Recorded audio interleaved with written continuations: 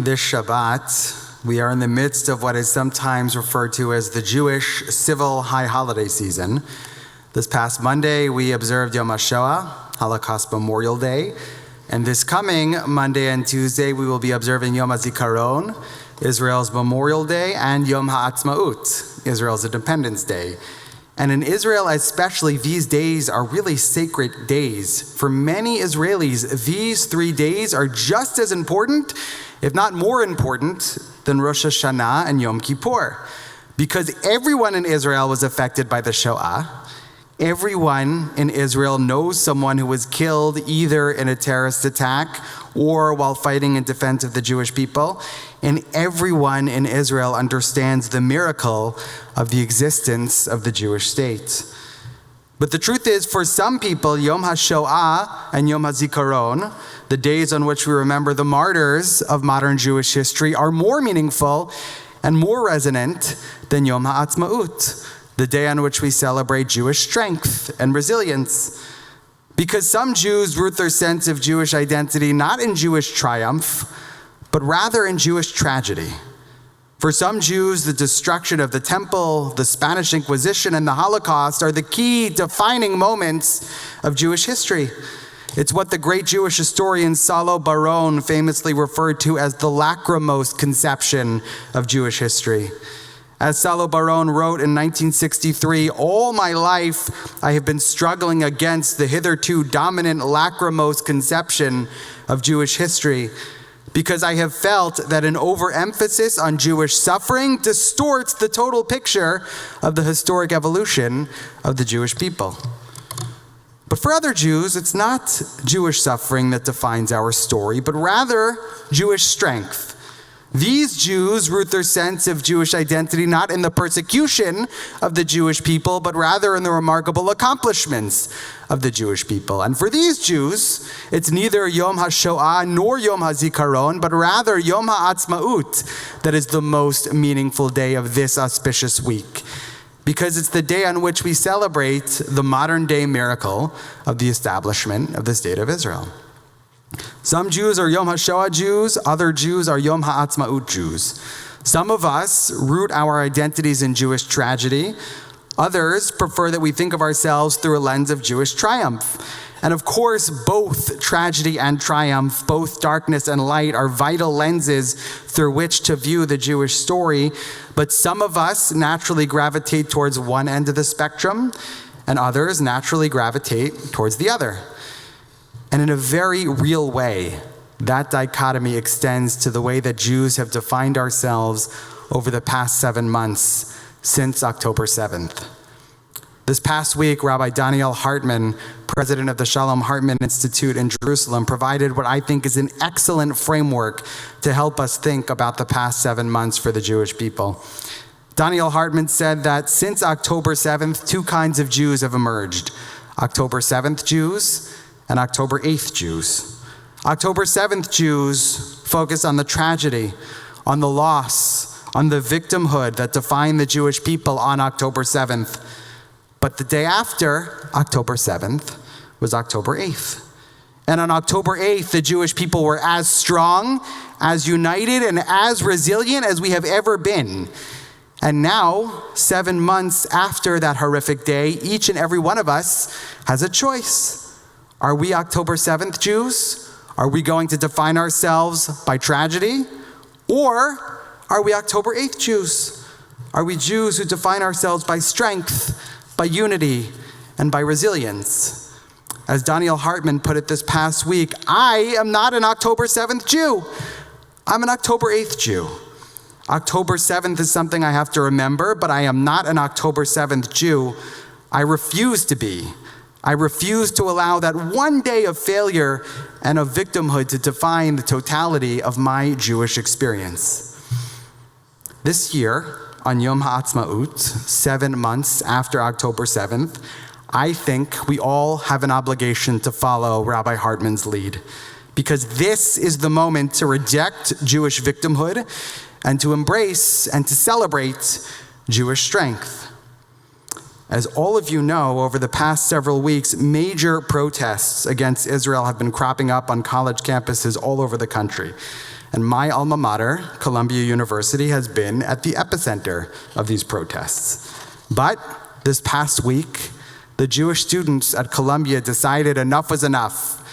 They banded together and they wrote a remarkable letter describing what their experience on campus has been like over the past 7 months and passionately defending their Zionism and their Jewish identities.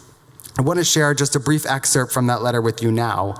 Here's what the Columbia students said this past week. We, the Jewish students at Columbia University, proudly believe in the Jewish people's right to self-determination in our historic homeland as a fundamental tenet of our Jewish identity. Contrary to what many have tried to sell you, no, Judaism cannot be separated from Israel. Zionism is, simply put, the manifestation of that belief. Many of us are not religiously observant, yet Zionism remains a pillar of our Jewish identities. We have been kicked out of Russia, Libya, Ethiopia, Yemen, Afghanistan, Poland, Egypt, Algeria, Germany, Iran, and the list goes on. We connect to Israel not only as our ancestral homeland, but as the only place in the modern world where Jews can safely take ownership of their own destiny. Our experience at Columbia over the past 6 months is a poignant reminder of just that. We are proud of Israel, the only democracy in the Middle East. Israel is home to millions of Mizrahi Jews, Ashkenazi Jews, and Ethiopian Jews, as well as millions of Arab Israelis, over 1 million Muslims, and hundreds of thousands of Christians and Druze. Israel is nothing short of a miracle, not only for the Jewish people, but for the Middle East, broadly speaking. One thing is for sure, we will not stop standing up for ourselves. We are proud to be Jews, and we are proud to be Zionists.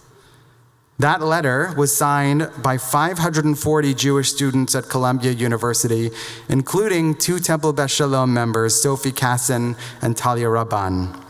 Those students are not October 7th Jews. Those students are October 8th Jews. Some of you may have also heard that about a week and a half ago, a group of protesters at the University of North Carolina tried to remove the American flag at the center of campus and replace it with a Palestinian flag. In fact, those protesters were actually successful in taking down the American flag once, but the chancellor of UNC sent in law enforcement officials to put it back up.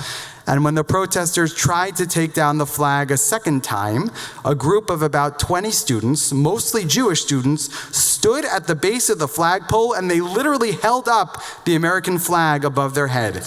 They refused to let the flag hit the ground. And they stood in that position, holding the flag over their heads for about 30 minutes. As they were heckled and they were threatened and they had things thrown at them, and images of those students holding up that flag have now gone viral on the internet, and so many people are expressing such pride at their courage and their strength and the miraculous fortitude that they demonstrated.